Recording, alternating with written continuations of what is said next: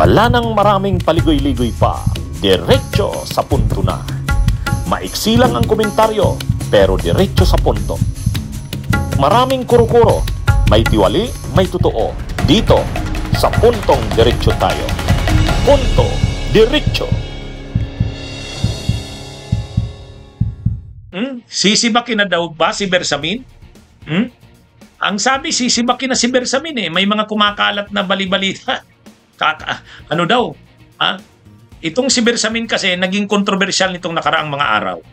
Unang-una, nadadawit siya sa flood control scandal. Yung mga iskandalo sa flood control, nung unang nag-appear, nung September 25 pa, itong si dating DPWH Yusek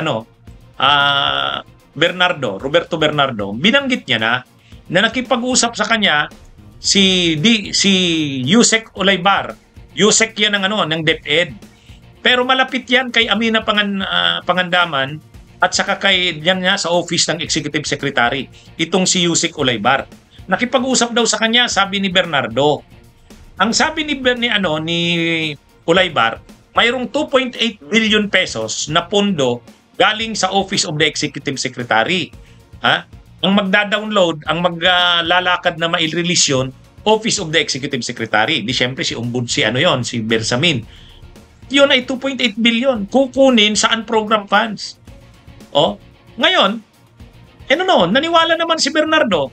Nag-submit siya ng mga lista ng mga projects at ang usapan 15% daw ang kickback ng Office ng Executive Secretary. Ngayon, pagka-submit niya daw ng listahan ng mga projects, kaagad-agad may saro. Ibig sabihin, may alokasyon na kaagad, ganun kabilis. At saan galing yan? Ang program funds. Sinong nagre-release ng saro? DBM. At ang DBM ay nasa ilalim ng Office ng Presidente at Office ng Executive Secretary. So, ito? Kaagad-agad, dininayan ni Bersamin. Pero ngayon, nag-appear na naman November 14 si Bernardo, nabanggit niya na naman yan. Pinapanindigan niya na talagang yung si Yusek Olaybar, saka yung galing na yan sa 2.8 billion na unprogrammed funds na linakad ng Office of the Executive Secretary, totoo yan. Tapos mayroon na naman ngayon, binanggit na naman si Saldico, yung Yusek Adrian Bersamin. Pamangkin yan ni Bersamin. Kaya masyado nang nalalagay sa alanganin itong si Bersamin. Akala mo lang syempre dating Chief Justice ng Korte Suprema. Akala mo lang hindi mai-involve sa mga corruption. Pero ito, nababanggit ang pangalan niya. Kaya pinapanindigan ni dating DPWH Yusek Bernardo na totoo yung sinabi niya tungkol diyan. Hindi niya man nakausap si Bersamin, pero yung Yusek Olaybar, diniklara niya talaga na inutusan siya ng Office ng Executive Secretary at 15% daw ang kickback. Binigay daw yun ni Yusek Bernardo, yung kickback na yun. Kaya dapat iimbestigahan yan si Bersamin, iimbestigahan si Olaybar. Hindi pa sila naiimbestigahan, pero dapat iimbestigahan sila. Ay ngayon, kung lalalim nga yan at lalabas na malalagay sa alanganin ang Office of the Executive Secretary, parang pinag-iisipan ng si Bersamin. Ang mga posible daw ipalit, posibleng si Vince Dizon o kaya si SC ba o itong si Cordova. Pero kung si Vince Dizon, sayang aalisin sa DPWH uli, ilalagay bilang Executive Secretary. Siguro kasi lumakas yung tiwala ni PBBM kay Vince Dizon kasi talagang pursigido sa trabaho niya ginagawa talaga yung trabaho. Kaya lang ang problema, pag inalis siya sa DPWH, maganda na yung performance niya, ilalagay sa Executive Secretary.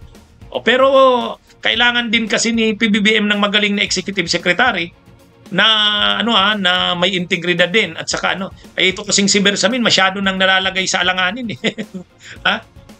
Kala mo Chief Justice ng dating Chief Justice ng Korte Suprema, walang hindi mai-involve sa mga anomalya. Ito ngayon. Kaya pinag-iisipan lumalabas yung balita na yan, sisibakin na si Bersamin. Dati na yung lumalabas. Mayroon din daw kasing banggaan yung grupo ng mga Rimulya. Yung magkapatid na si Boying at saka si Junvic. ay malakas kay PBBM yang si Boying at saka si John Vic. Malakas yan. Ay mukhang hindi raw magkasundo yan si mga Rimulya, sila Boying at saka itong si Bersamin. Kaya yan daw yung isang dahilan na isa pa na posibleng sibakin na si Bersamin. Mas malakas daw ang Rimulya kay PBBM. O anyway, abangan na lang natin kung anong mangyayari nga dyan. Sigurado yan dito sa mga matinding mga iskandalo at saka mga issue na kinakaharap ngayon ng administrasyon, magkakaroon talaga yan ng sibakan. Kung ito ngang si Lucas Bersamin ay nalalagay sa alanganin, talagang tatanggalin yan kasi ang dami ng problemang nalalagay ang Malacanang sa alanganin, hindi na nila can't afford na silang pa ng ganyang ay lalo na kung isa lang na sa investigasyon si Bersamin at saka si Ulaybar. Dahil talagang hindi naman pwedeng hindi sila imbestigahan. Nabanggit yan nabanggit ni Bernardo, ni Yusek Bernardo. Kaya ipapatawag yan si Ulaybar saka si Bersamin sa ICI. O kaya sa Senado baka ipatawag din sila. Kaya yan. Kaya hindi nga malayo ito na posible ito na sa susunod na mga araw ay magkaroon ng sibakan. At posibleng si Bersamin ay mapalitan. Lalong lumalakas yung ugong-ugong na yan ngayon dahil sa mga issue ngayon. Yung tungkol sa pagkaka-involve ng Office ng Executive Secretary at saka yung kanyang pamangkin yung Yusek Adrian Bersamin. Yung Yusek Adrian Bersamin na yan, nabanggit na rin yan doon kay Tory yung sa issue ng yung pagbili ng mga firearms. 10,000 na units ba yan ng high-powered firearms? Yun din. Yusek Adrian Bersamin. Kaya controversial na yan Pamangkin yan ni Bersamin Okay, mga kabunyog, mga kabayan, magandang araw sa inyo lahat. Bunyog, bunyog, halikan na kasama ka. Bunyog, kapag buklod ay may pag-asa. Luzon, Visayas, Mindanao, isa ang pananaw. Sa bagong Pilipinas ang bunyog isisigaw. Bunyog.